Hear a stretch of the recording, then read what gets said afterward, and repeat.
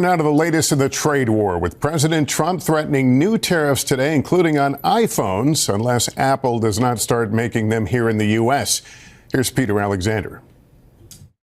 President Trump tonight is threatening to escalate his trade war, targeting some of America's closest allies and one of its biggest brands, Apple. The iPhone, if they're going to sell it in America, I want it to be built in the United States. If not, the president warns he'll slap a 25% tariff on Apple's most popular product. That same import tax, he says, would apply to all other smartphones built overseas. The president revealing his conversation with Apple CEO Tim Cook, who he met with days ago. He said he's going to India to build plants. I said, that's okay to go to India, but you're not going to sell into here without tariffs.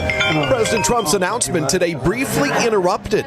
Okay, it's only a congressman. His own iPhone ringing twice. The president also warning he would impose a 50% tariff on products from the European Union beginning June 1st because trade talks, he says, are going nowhere. It's time that we play the game the way I know how to play the game. You know, they've taken advantage of other people representing this country, and they're not going to do that any longer.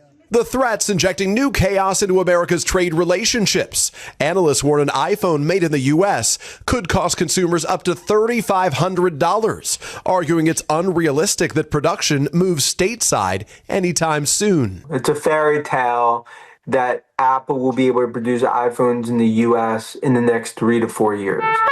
As for that other tariff threat in Kansas City, Trent Austin sells tubas, trombones, and trumpets. A third of his instruments come from the EU. What impact do the threat of these tariffs have on someone like you? I think they paralyze our future planning.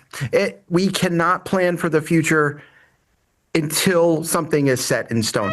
Austin says he supports the idea of Trump's tariffs if it means more goods are produced here, but warns in the near term, Americans are going to pay more. There's no way we can get around this. Everything's going to cost more. That is the absolute certainty. And Peter, a lot of moving parts here tonight. The U.S. and China have agreed to keep their trade talks going. Yeah, that in itself is progress. Officials from the two countries late this week, Lester, did speak as they try to hash out that broader deal. With the president's latest tariff threat against the EU, European nations could soon face a larger tariff than China after the president knocked down their import tax on Chinese goods, Lester, earlier this month. All right, Peter, thank you.